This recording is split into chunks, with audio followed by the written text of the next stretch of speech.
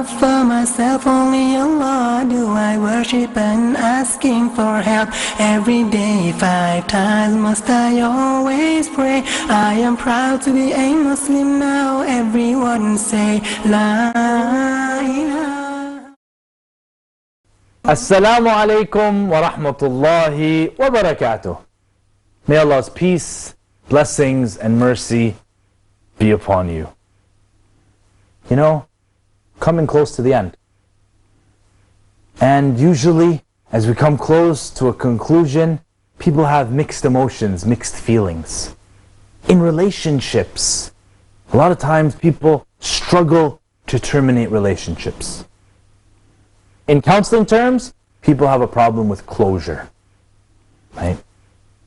How did the Sahaba deal with the death of the Prophet Muhammad sallallahu alaihi wasallam? Umar ibn al-Khattab didn't believe it. Abu Bakr as-Siddiq stood firm, took leadership. Other Sahaba were some in the corners covering their heads. They could not believe the disaster. Closure. Closure is important. Because what happens when we don't acknowledge that the end is coming, we have unrealistic expectations that we've got enough time, sort of like our lives.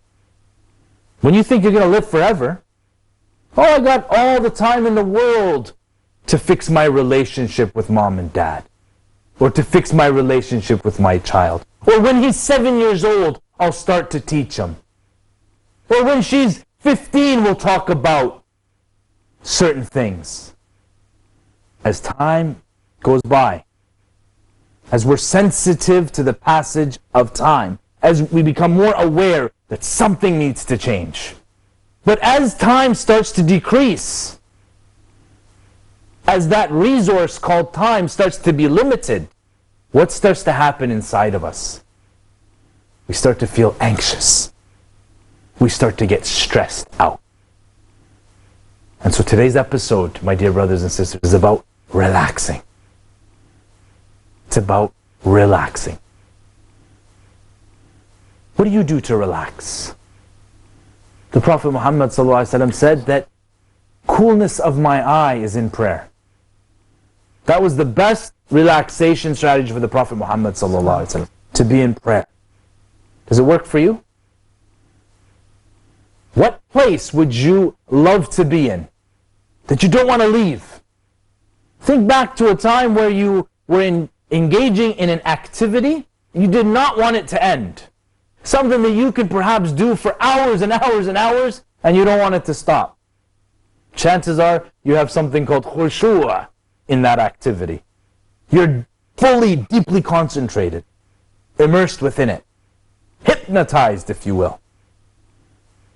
But you're in a state of relaxation. You could be working out, but you're in a state of relaxation. You could be studying and working, but you're in a state of relaxation. For the Prophet Muhammad ﷺ, it was prayer. Allah subhanahu wa ta'ala tells us in the Quran, Ya ayyuhal insan, innaka kadihun ila rabbika kadhan famulaqih. You are constantly struggling and struggling and working and working and working, but eventually you will meet your Lord. What will happen in that meeting? We are uncertain about. We don't know. Because the end of our lives has not come yet. So that's why we make the dua for husn al-khatimah. We beg Allah for a good ending. It's not in our control. And last week we talked about perfectionism. Or last session, sorry. We talked about perfectionism. Ihsan is to control the process.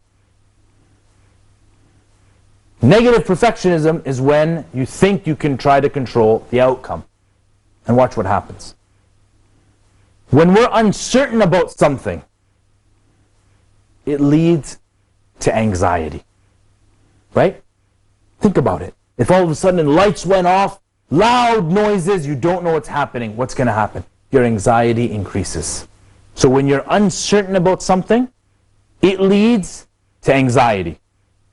A high level of anxiety leads to fear. But if you're extremely certain about something, like you know exactly what the person's going to say, that leads to what? Boredom. And boredom usually leads to avoidance, as does fear. So our level of anxiety has to be somewhere between 0 and 100%. So anxiety is good. Anxiety is not always a bad thing. But once your anxiety starts to reach levels where it's uncomfortable and it's interfering with tasks and perhaps some of the signs of procrastination and negative perfectionism, that's when you need to stop and think to yourself, what am I uncertain about? What is it that I don't know that's causing these feelings or these thoughts? Make sense? Yeah? Good so far? So what type of strategies, what type of activities can you do to make sure that your anxiety is manageable? First things first, get organized. But what is the definition of organized? If I place something here, I know that if I want to come and grab it, it's still there. That's organized. Have you ever heard of the word organized chaos? You know, you walk into somebody's room, you can't know the pattern where things are, but that person knows exactly where they are. To them, it's organized. Correct? So as long as you've placed it in an order where you know if I need to recall it, it's there. So if you're studying for an exam, you know exactly where the specific topic is. Sometimes by looking at the index, right? Sometimes by exploring, like we were discussing, you want to find a topic in the Quran, you look to the index. Or you use a specific website to pull out a specific verse from the Quran. That's organized. You decrease the amount of time that it takes to retrieve what it is you want. That's one way to decrease that anxiety, that stress, knowing that something is coming to an end. You don't got time to waste. So things need to be organized and ready. Another is the time management. A lot of people talk about time management. And time management is extremely important. And we know as Muslims we need to be on time. And then people complain a lot, oh, they never start on time, this is such and such standard time and such standard time. And they criticize other people. Now, that's not what we're going to talk about. We're more strength-based, right? But if you are in a foreign country, there's a saying, Ya gharib kun adib, right? If you're a foreigner, a stranger, be respectful. Have good manners. Don't criticize people. Yeah, maybe they said 9, but really they meant 11. So as long as it's consistent, something that you can anticipate coming. Different story altogether. But we will talk about cross-cultural differences maybe in a different program. But for now, time management is really made up of 3 major factors. To-do lists. What is it that you need to do? Ideally, make them as small as possible. Check email. Respond to email. Something very simple so that you can get those check marks. Feel those small wins. You're getting closer to your goal. Schedules. An actual schedule. This is the 20 things I need to do. This is when I'm going to do them. This at 2, this at 3, this at 4, this at 5. And then priorities. Which one has to come first? So you're studying for an exam, you only got 5 hours for the exam, and all of a sudden, Isha prayer is called. Now you know you got lots of time to pray Isha. It's still permissible to pray it later. What do? How do you prioritize? What decisions do you make? So time management involves mainly to-do lists, schedules, and prioritization. And then you'll find millions of stuff out there online, books, programs, workshops, courses on time management. I would suggest follow whichever one works for you. Those 3 are the core of time management. So imagine your materials are organized, your time is organized. Now what? You need to finish a task. Next is committing to that task. Let's use concentration. Okay, you're in class and you're learning something new. Sometimes what happens is we waste time not learning during the time of learning. So you're in class, most of the material is covered in class, but in your mind you're saying, you know what? I'll just read about this later. I got lots of time. Okay? When we talk about concentration, when we struggle with concentration, we feel anxious. We get nervous when you just can't concentrate. Have you ever had that happen to you? You're trying to read and you just cannot concentrate? Or you're trying to do something and you just can't focus? Or you're in prayer and you just can't stay focused?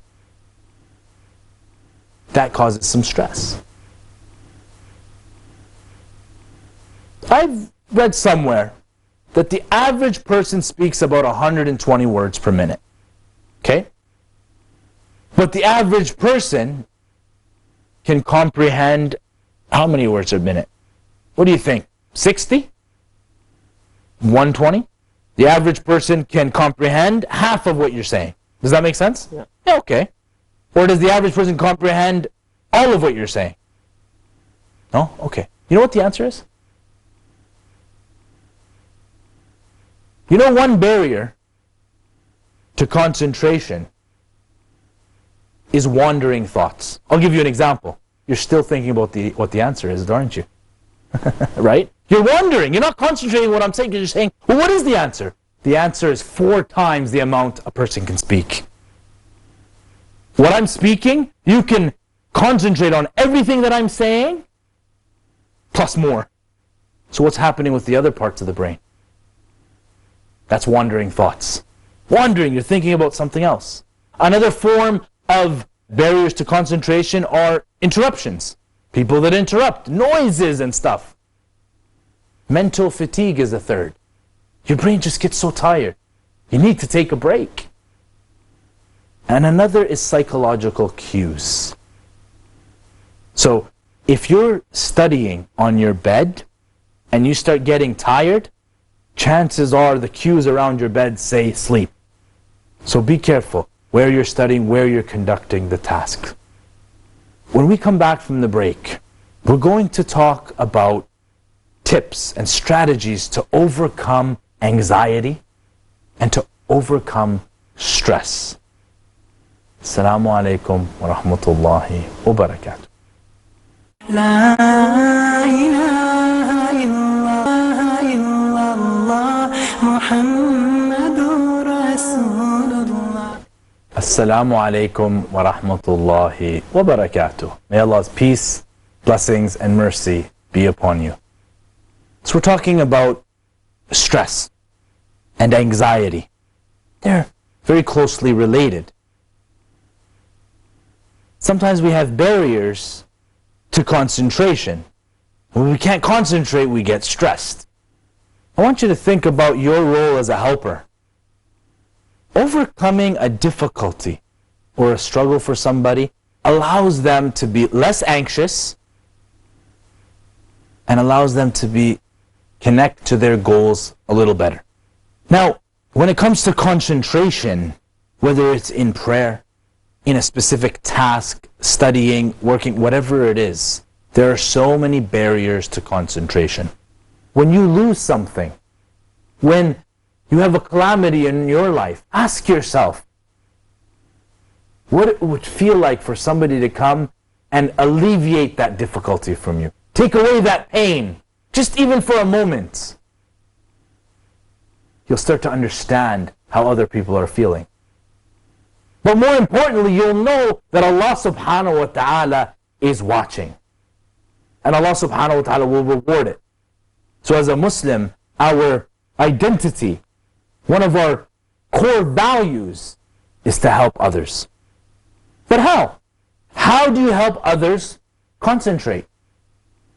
How do you help others study if that's the task they need to do? How do you help others do what it is they need to do? You need to help them to relax. Because if you're not in a relaxed state, you're not going to be able to think properly. You're not going to be able to sustain the motivation. It's going to impact everything else. Now some people might say, no, you're wrong. I'm best when there's only 6 hours left for the exam. Yeah, but you're still relaxed in a certain way. When I mean non-relaxed, I mean you're so anxious, you can't concentrate on anything. There was a young man that I did some therapy with. He was perhaps one of the worst youth in the entire city that I lived in. He was not only incarcerated for several years, but within the prison, he was on a unit for the worst youth, and within that unit, he was confined to his room. He was not allowed to leave, not allowed to interact with others. Nobody liked to do counseling with him. He had poor social skills. See, even though it was above my role or my competency to deal with the serious issues, one thing I identified is that the young man did not know how to relax. He was always anxious. We weren't addressing necessarily the source of the problem, but we were addressing some of the symptoms. So at least he can have a few extra days of enjoyment within his life until more therapy can ensue and professionals can work more on the source of his problems. Sometimes we have to help ourselves in overcoming impulsivity, right? But also, we have to help ourselves in overcoming those fears that we have. You know what I mean? You know when there's a task that you really need to do, but something is holding you back. When it comes to concentration, think about the last prayer you had. Imagine that was your last one. You know, many times we're reminded before the prayer, pray as though this was your last prayer.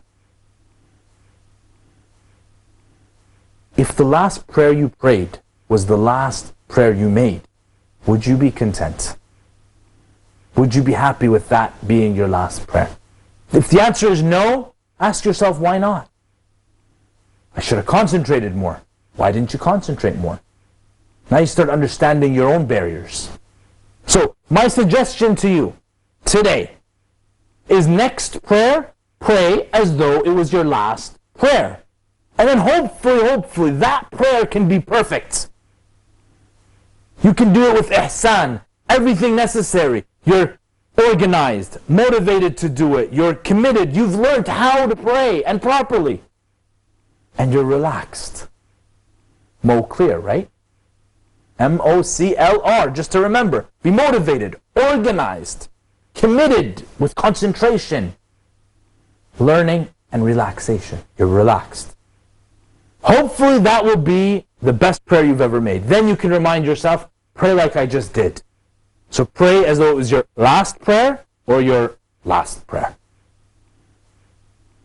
But identify those things that are taking you away from concentration. Sometimes we need to push ourselves. We're afraid to move forward. And we need to give ourselves self-messages. Like, come back. If your thoughts are wandering, tell yourself, focus. Focus. You need to talk to yourself. Like Abdullah ibn Rawaha in one of the battles. The banner was laying there. He needs to pick it up. And he knows he needs to pick it up. But he hesitated. Think of you, your own task, your own massive task, the thing that you have to achieve. And it's right there in front of you, and you need to pick it up, but something is holding you back. Now, Abdullah ibn Rawaha was in a different situation than you probably are. He was in a battle. Meaning, if he picks up the banner, likely he's going to die. And so, he had to engage in some self-talk. He said, أَقْسَمْتُ يَا نَفْسِ لَتَنْزِلِنَّ أَوْ لَتُقْرِهِنَّ.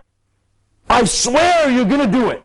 He's telling himself, I swear you're going to do it. You're going to do this. Whether you like it or not, you're going to do it. قَدْ أَقْبَلَ النَّاسُ وَشَدُّ الرَّنَّ مَا لِي أَرَاكِ تَقْرَهِينَ الْجَنَّةِ. It's time. Now's the time.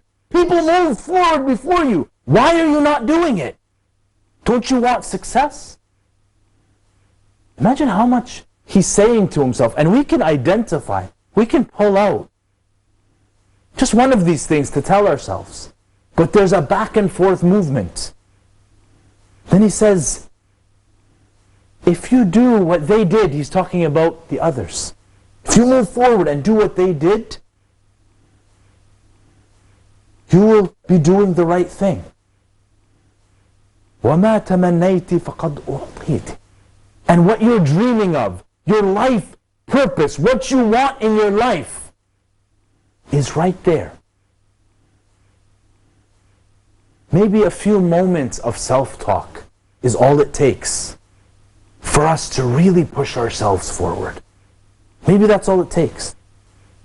You just have to rally up all the energy that you have and overcome that first step. Because unfortunately, the style of procrastination that we discussed, keep putting it away, it just takes one step. It just takes one good prayer. Sometimes all it takes is one sincere act for the sake of Allah, and that will be your entrance into paradise. Sometimes we do so many actions, we forget which ones were sincere and which ones weren't. So, for our audience, I'd like to close with something called the Amana calculator. The Amana calculator. These are our priorities in life. Allah subhanahu wa ta'ala has given us an entire life. What do we owe in return? One Hajj. He's given us 12 months in a year, we owe Him 1 month of fasting. 24 hours a day, we owe Him 5 daily prayers. He's given us eyes and ears, we owe to use them in the way that we should be using them. And He's given us breath and intellect. We need to use our thoughts.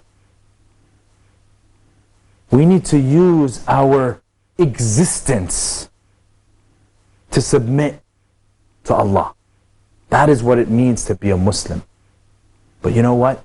We are constantly struggling and struggling and struggling. And we will meet our Lord like an escalator. Do whatever you want on the escalator. Eventually it's going to end. And I think it's extremely important for us to understand what that end will look like. And if you don't know where to start with any one of those priorities that I just mentioned. But if you do know what to start with, then I would advise you, take 5 minutes after this show, unless there's a really good show after it, then we know the exception. Take 5 minutes, just 5 minutes, and engage yourself in the act that you're preventing yourself from doing. Just take 5 minutes and start. And watch what starts to happen. A lot of aspects begin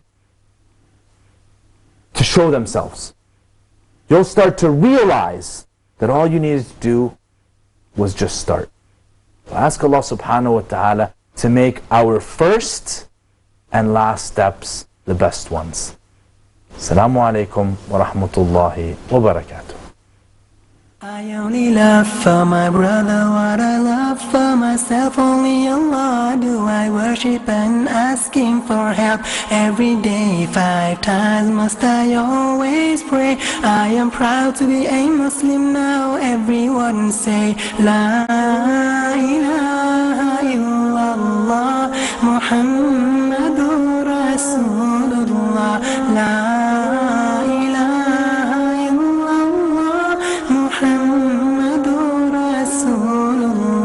la